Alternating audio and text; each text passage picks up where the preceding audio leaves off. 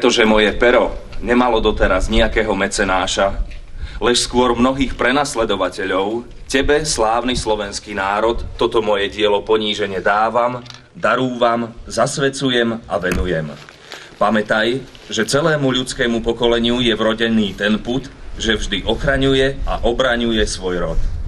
Vážené dámy a páni, tieto slová vyslovil Juraj Fandli, katolícky kňaz, spisovateľ a národný buditeľ, ktorý pre slovenský národ žil a pracoval a celý svoj život slovenský národ vždy ochraňoval a obraňoval. Dnes mu pri príležitosti 200. výročia jeho úmrtia vzdávame hold a úctu.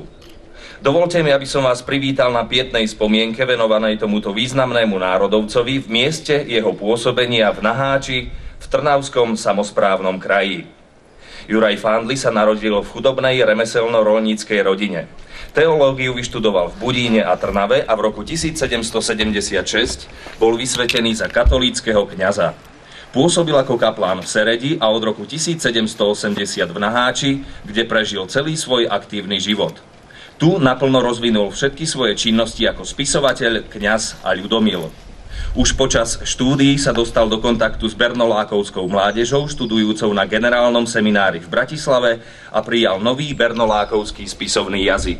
Preto aj svoje prvé dielo, Dôverná zmluva medzi mníchom a diabolom, o prvých počiatkoch, o starodávnych aj včúlajších premenách reholníckych, vydal v novom pravopise. Podporil v ňom cirkevno-náboženské reformy a poučno-zábavnou formou odôvodňoval zrušenie kontemplatívnych reholí. Za svoje názory bol prenasledovaný cirkevnou vrchnosťou. Dokonca súd mu zakázal písať a v kláštore trnavských františkánov strávil 2 týždne nápravného väzenia. Celým svojim životom bol Fandli príkladom ideálneho osvietenského farára. Bol mimoriadne plodný ako spisovateľ a prakticky celú svoju tvorbu venoval povzneseniu obyčajných ľudí. Z najznámejších diel spomenieme Pilný domajší a poľný hospodár, Zelinkár, O úhoroch a včelách, Slovenský včelár a mnohé iné. Významne sa v nich zaslúžil o povzdvihnutie praktického poznania širokých vrstiev dedinského ľudu v hospodárskych otázkach. Zároveň v nich propagoval slovenčinu a poukazoval na jej pomer k ostatným slovanským jazykom. Juraj Fandli sa významne presadzoval aj vo verejnom kultúrnom živote. V roku 1792 sa stal zakladajúcim členom a tajomníkom Slovenského učeného tovarištva v Trnave, ktorého cieľom bolo písať a vydávať knihy v novom jazyku a tiež združovať a podnecovať národné sebavedomie Slovákov, pestovať ich politickú kultúru a hospodársku aktivizáciu. Fandliho národno-buditeľské snahy sa organicky spájali s politickými a sociálnymi požiadavkami slovenského poddaného ľudu a remeselníctva. V súvislosti so zákonom z roku 1791 až 92 v prospech maďarčiny žiadal dokonca zavádzať do škôl slovenčinu ako vyučovací jazyk. Napísal: O voľakerý rok uvidí učený svet, že slovenský jazyk a jeho literárne pero vždy sa môže iným rečám a umeniu pripodobniť, ako s duchovnými, tak i se svetskými knihami. Napriek ťažkému položeniu slovenského národa i napriek svojmu ťažkému životnému údelu sa Fandli nikdy nevzdal názorov na zlepšenie postavenia poddaného ľudu v celom Uhorsku. Svoju vieru v slovenskú budúcnosť vyjadril slovami: Pomyslite, bratové, aký pošmúrny vek, aké blatisté stoleto prežili naši Slováci. Včil nám svitli osvícené časy, keď z rečú, s písmami, vydanýma knihami, môžeme našu reč, náš národ, keď nie hneď k zlatému, ponajprv aspoň k stríbernému veku povýšiť. V roku 1807 odchádza chorľavý Juraj Fandli z vlastného rozhodnutia na odpočinok. Trávil ho v starorodičovskom dome v Doľanoch, kde zomrel 7. marca 1811 pred 200 rokmi. Vážené dámy a páni, ctení hostia, zišli sme sa tu pred pamätným domom Juraja Fandliho, aby sme vzdali úctu jeho celoživotnému národno-buditeľskému dielu. Dovolte, aby som vás všetkých v mene organizátorov Trnavského samosprávneho kraja, obce Naháč, Trnavskej arcidiecézy a Trnavského osvetového strediska privítal na župnej pietnej spomienke pri príležitosti 200. výročia úmrtia Juraja Fandliho. Vítam medzi nami vzácnych hostí, pána Augustína Hambálka, podpredsedu Trnavského samosprávneho kraja, monsignora Jána Oroša, biskupa a generálneho vikára Trnavskej arcidiecézy,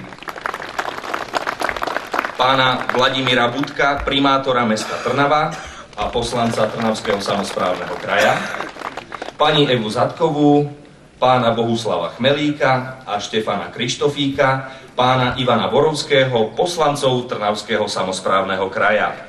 Ďalej pána Ľuboša Lopatku, generálneho riaditeľa sociálnej poisťovne, pani Líviu Kolekovú, riaditeľku knižnice Juraja Fandliho v Trnave, pána Stanislava Vajaníka, zástupcu Matice slovenskej.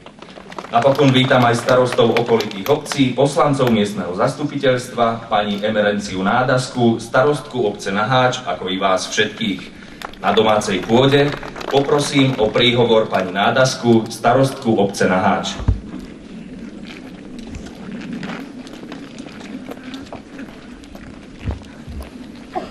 Vážení hostia, vážení spoluobčania, je mi cťou privítať v našej obci vzácnych hostí, ako i vás všetkých, ktorí svojou prítomnosťou prispievate k nezabudnutelnej atmosfére dnešnej spomienkovej oslavy. Hoci obec Naháč patrí medzi obce s menším počtom obyvateľov, v súčasnosti 451, predsa sa dostáva do povedomia nielen Trnavského samosprávneho kraja, ale aj celého Slovenska, no nie je neznáma ani v zahraničí. A to práve vďaka tomuto významnému synovi slovenského národa, ktorým Juraj Fandli nepochybne bol. Prežil tu v biedných podmienkach naháčskej fary neľahké obdobie.